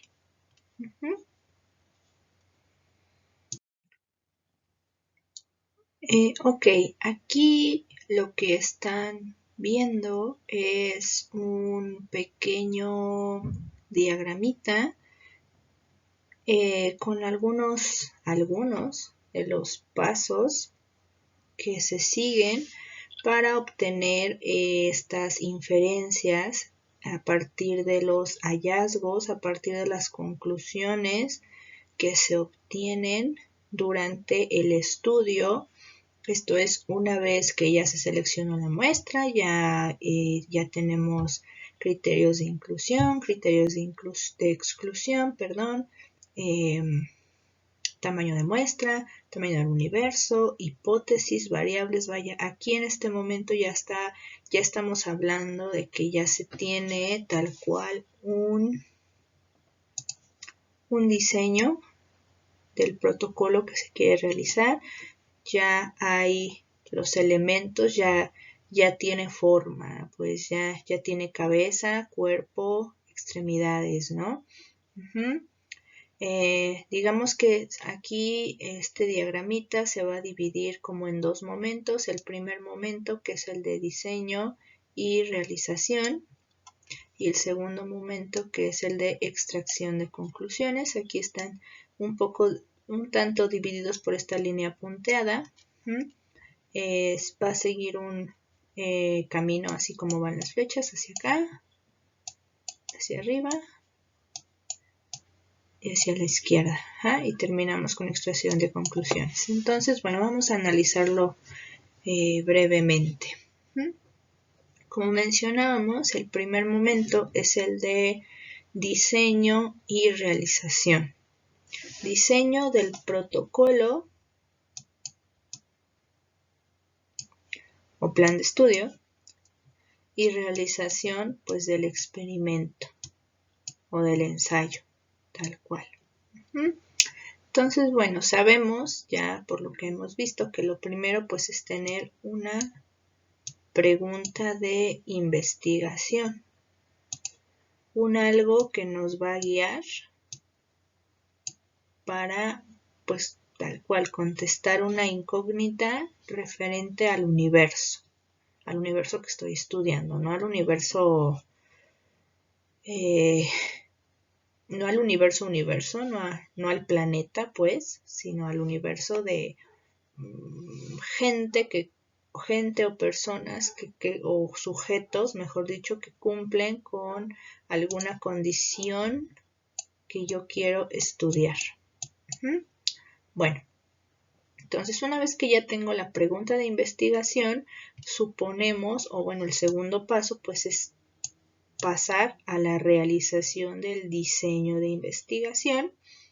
Este diseño de investigación va a tomar en cuenta la realidad externa o la realidad del universo. ¿Para qué? Para pretender tener validez externa, que quedamos que la validez externa son las inferencias que son aplicables al universo al universo exterior, al universo pues más grande, ¿no? Entonces, bueno, el diseño de mi protocolo va a ser pensando en obtener la mayor cantidad de validez externa. Entonces, bueno, esta segunda fase es la fase del plan de estudio. Como ya les había mencionado en clases anteriores, plan de estudio es más bien algo como le dicen en España, si no me equivoco. Aquí en México y Latinoamérica más bien lo nombramos como protocolo de investigación. Protocolo de investigación. Déjenme borrar esto, porque esa T quedó muy fea. Protocolo de investigación es lo mismo, protocolo de investigación, que plan de estudio. Para efectos de esta bibliografía lo llama plan de estudio, pero pues nos referimos al protocolo, ¿ok? Bueno, el protocolo, el protocolo o el plan de estudios, pues ya quedamos que básicamente pues es el cuerpo de la investigación, todo lo teórico, lo teórico y lo descriptivo de mi pues experimento, si así lo quiero llamar, de mi ensayo clínico. En este plan ahí va a estar plasmado todo lo que yo pues pretendo que suceda en mi investigación. El siguiente momento va a ser el momento de la realización. O sea, hace tal cual cuando ya voy a o sea, ya no es teórico, ya no es el diseño, aquí ya es el experimento. Ay, perdonen mis letras. Aquí ya es el experimento como tal. Entonces, bueno, aquí ya vamos a hablar de la validez interna. Aquí ya es, bueno, aquí en el diseño, en el plan, ya tuve que haber puesto mis criterios de inclusión y mis criterios de exclusión. Que finalmente estos criterios de inclusión y exclusión son los que me van a llevar a tener una buena validez interna en mi experimento, porque la validez interna se refleja con la validez externa, recuerden. Entonces, en este momento de la realización, yo ya estoy trabajando tal cual en mi experimento. Aquí ya estoy volviendo a la analogía de la casa. Aquí estoy viendo por la ventana. El nivel de validez interna va a depender mucho del tamaño de la ventana. El tamaño de la ventana yo ya lo definí con los criterios de inclusión y exclusión que están definidos en mi protocolo de investigación, que viene siendo parte de mi diseño de investigación. ¿Ok? Bueno, entonces, esta fase de realización tal cual es el estudio real, el ensayo. El ensayo, que es lo que yo voy a poder ver a través de esa ventanita de esa gran casa. O sea, solamente es una representación de lo que es el universo completo. Este estudio, si está bien diseñado, bueno, aunque no esté bien diseñado, mejor dicho, me va a dar ciertos hallazgos. Si está bien diseñado, me va a dar hallazgos válidos que yo voy a poder transformar en inferencias. Primero, inferencias internas. Me cambié el color. Estas primeras inferencias referentes a los hallazgos del estudio van a ser inferencias internas. Son inferencias acerca de la realidad del estudio. O sea, inferencias acerca de la ventanita. Esas inferencias, volvemos a lo mismo, si está si se hizo un buen diseño, un buen protocolo y un buen experimento, esas inferencias me van a llevar a tener buenos resultados en el estudio. De estos resultados que yo obtenga, voy a realizar un análisis para valorar qué tanto puedo generar inferencias nuevamente, pero estas segundas inferencias no van a ser de la ventanita de la casa, no van a ser de acá. Estas inferencias en segundo momento ya van a ser del universo entero. Estas segundas inferencias en teoría son, bueno, no en teoría, en realidad son a las que yo investigador deseo llegar. Yo deseo llegar a tener inferencias aplicables al universo entero. Es decir, si mi experimento abarcó, o si mi universo es 1 millón de pacientes, mi estudio, si abarqué el 10%, pues fueron 100,000 pacientes. Yo quiero que esto que vi en estos 100,000 pacientes sea real y aplicable para el millón de pacientes. ¿Eso de qué va a depender? De un buen diseño, de un buen plan, de que haya validez interna, es decir, de que los criterios de inclusión y exclusión se hayan realizado bien y que no haya yo hecho cosas que hayan alterado el estudio, y entonces sí, puedo pasar por todo esto hasta llegar a la validez o a la realidad en el universo. Y entonces ya de ahí pues voy a llegar al último paso, que es la extracción de conclusiones, ¿no? Si yo ya vi que tengo una o dos o tres inferencias que por el estudio puedo decir que sí son o pueden ser válidas y aplicables, transferibles al universo, pues entonces, bueno, ya extraigo mis conclusiones y digo, ok, este experimento fue válido, y entonces ya lo voy a poner pues a votación o a revisión para que además otros investigadores también me digan si es verdad lo que tú encontraste, nosotros también encontramos que puede ser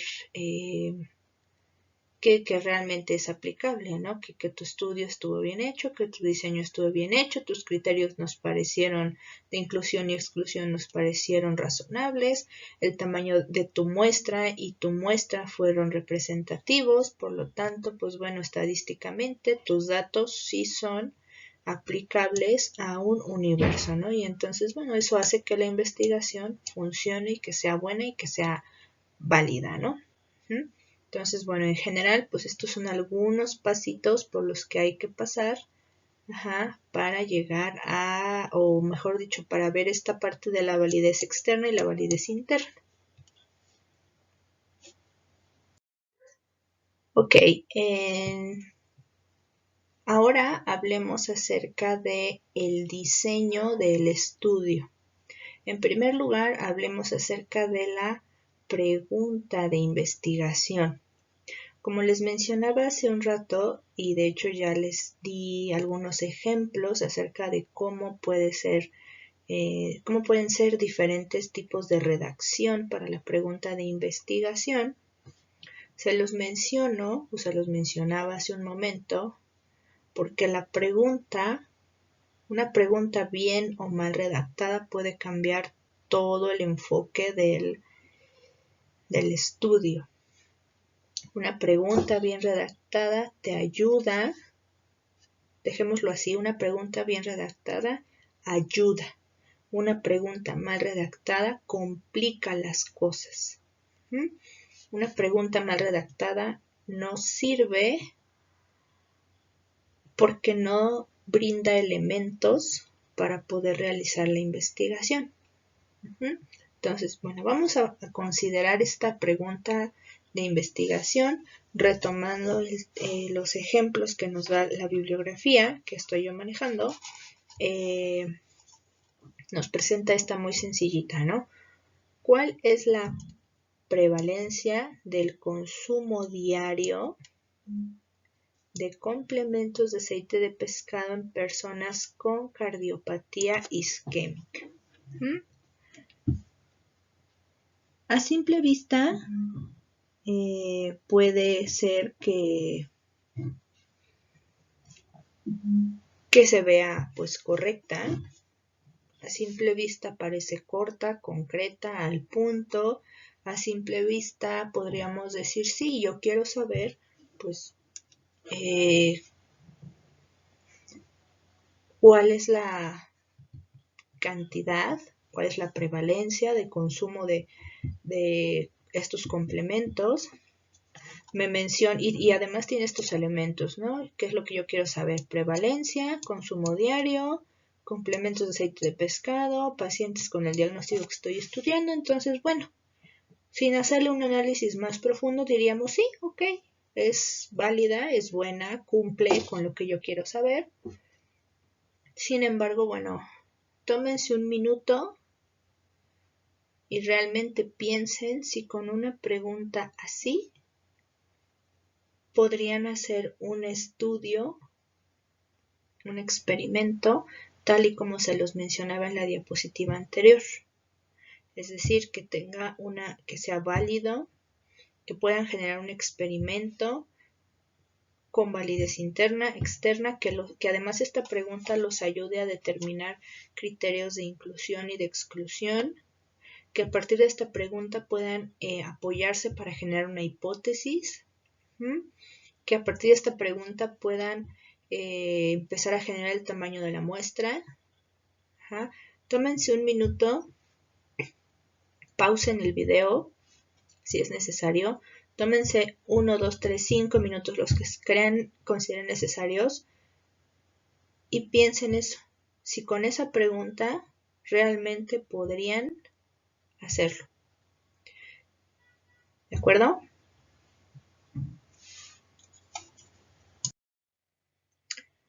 Bueno, como tal vez habrán notado, pues bueno, la pregunta anterior no es que se pueda contestar de manera sencilla. Si de verdad se tomaron un minuto para analizarla, para imaginarse que tuvieran ustedes que contestarla o que generar un protocolo de investigación a partir de esta pregunta, pues bueno, tal vez llegaron a la conclusión de que es una pregunta muy abierta. ¿A qué me refiero con muy abierta? En algún momento yo les había mencionado que esta parte de definir la pregunta de investigación era algo así como hacer un embudo, en donde el tema general está arriba, toda la información que yo poseo o que creo conocer sobre el tema está aquí arriba, y entonces, bueno, la voy a vaciar. ¿Cómo? Pues voy a empezar a generar muchas preguntas acerca de ese tema, a manera de ir respondiendo algunas, descartando otras, hasta que al final pues queden una o dos o tres que sean muy particulares. Es decir, lo que se conoce como si no me equivoco, método deductivo, es decir, que vamos de lo más general a lo más particular. Partimos de una idea general y la vamos llevando hasta generar una idea más particular o un concepto particular. Entonces, bueno, retomando un poco de lo que hablábamos, si yo analizo la pregunta anterior, pues me doy cuenta de que esa pregunta está aquí arriba, está en la parte de arriba del embudo. Sería una de esas. ¿Por qué? Porque no me define prácticamente pues nada más que dos criterios. Pacientes con cardiopatía isquémica y que hayan consumido o consuman aceites de pescado. Sin embargo, no me dice hace cuánto que se dio el evento de cardiopatía isquémica. No me refiere a lo mejor a algún sexo, no me refiere a edad, no me refiere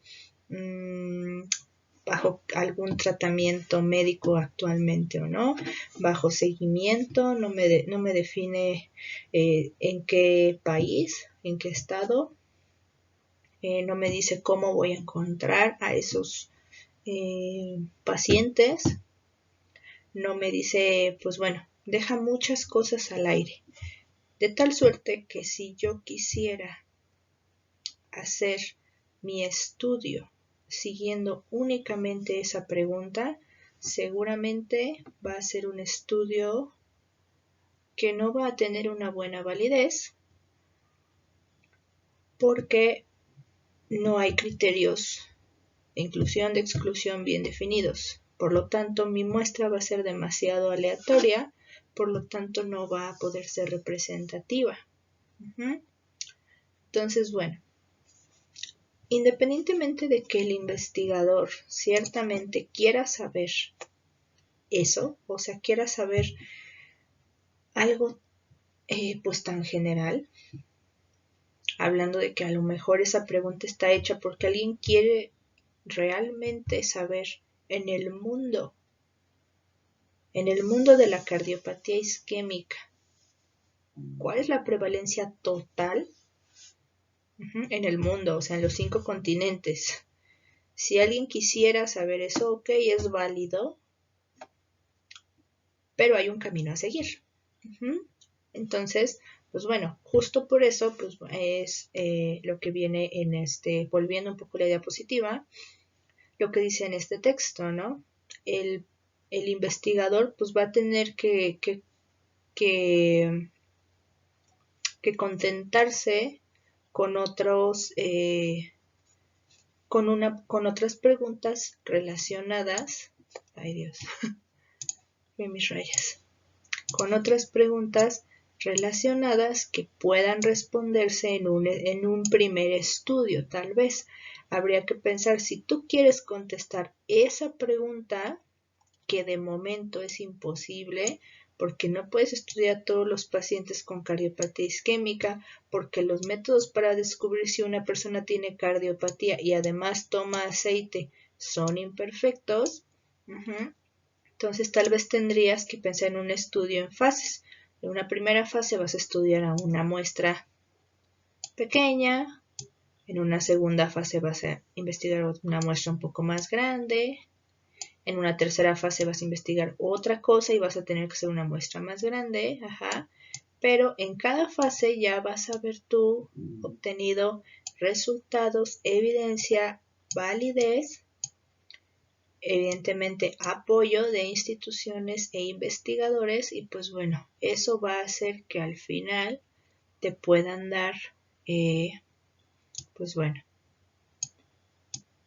dinero, instalaciones, que inclusive tu pregunta de investigación, tu hipótesis crezcan y se vuelvan más ambiciosas, pero vamos, todo es por fases.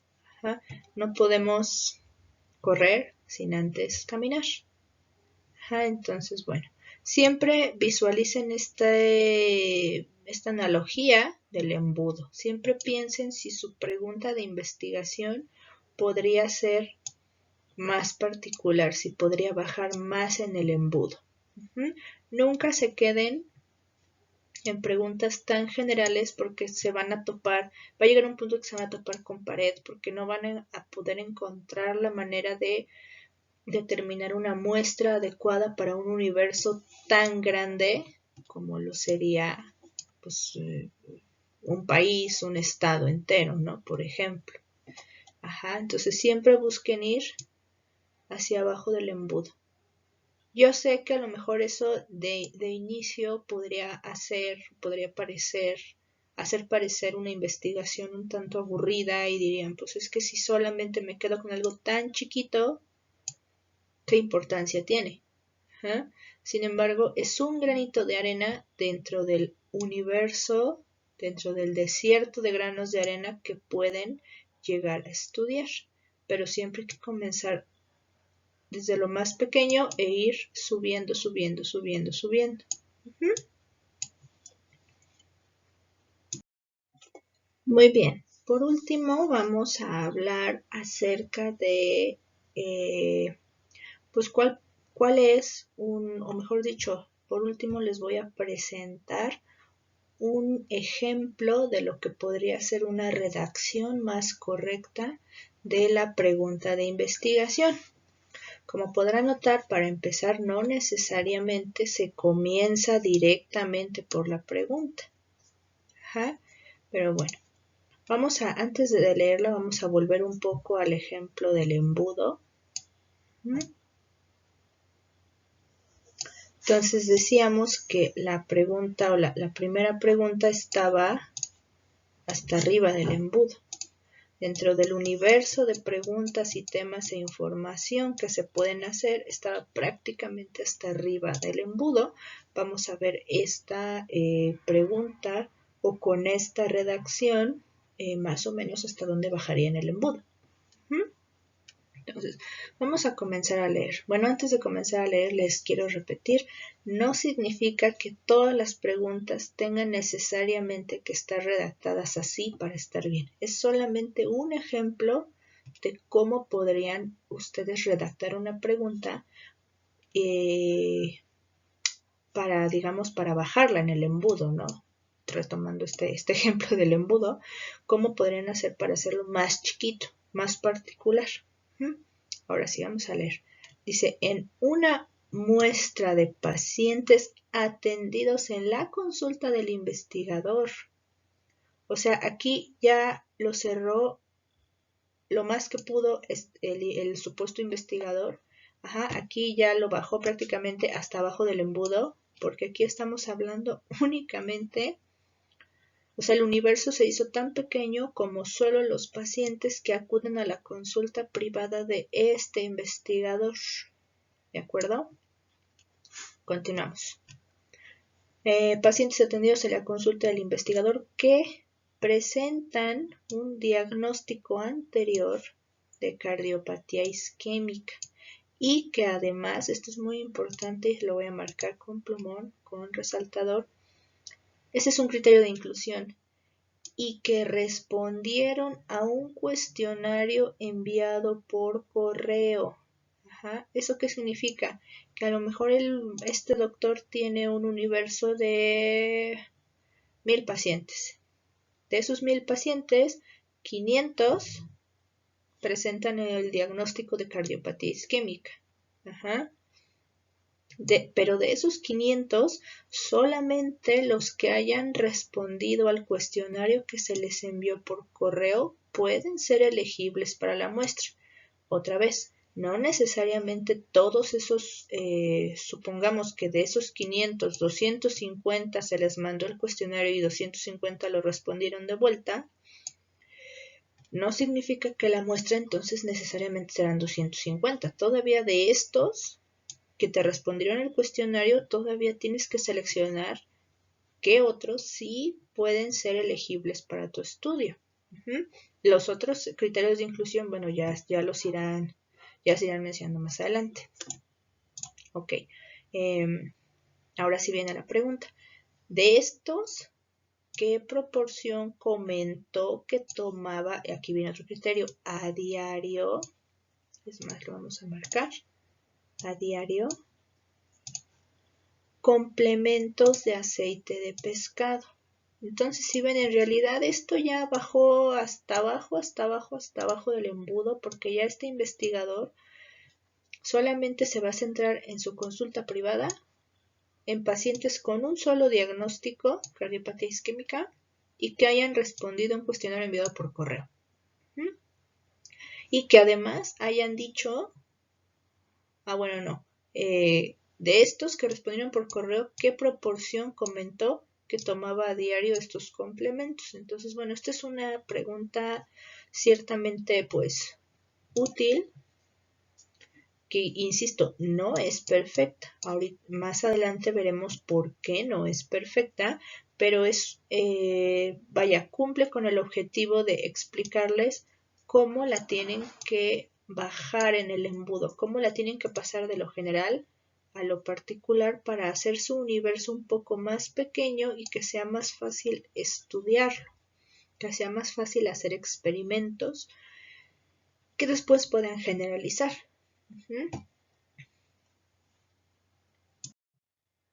Finalmente, la tarea.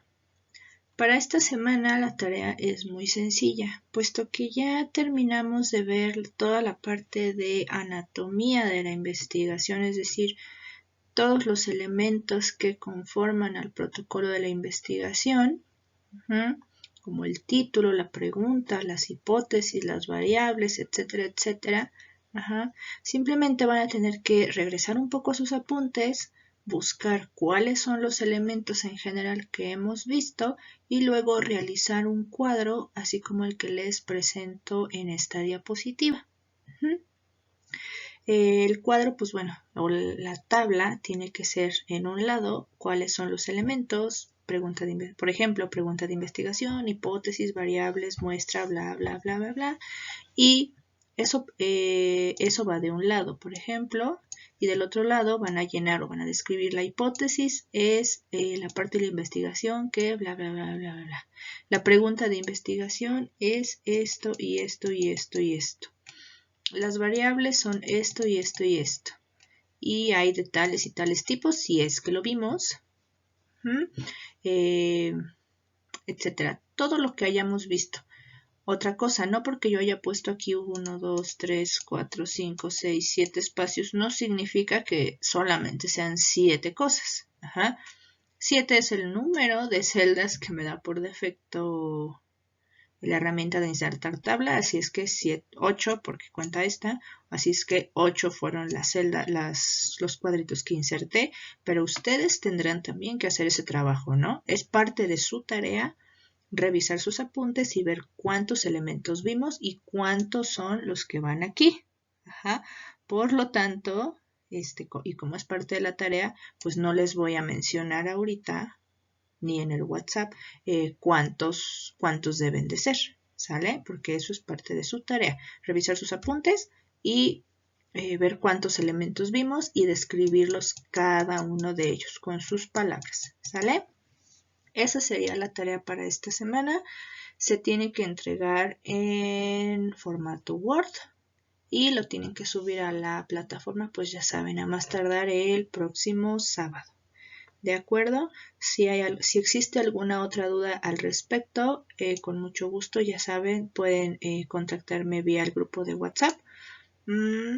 Cualquier otra duda, excepto preguntarme cuántos deben de ir aquí, porque esa es parte de su tarea, ¿de acuerdo?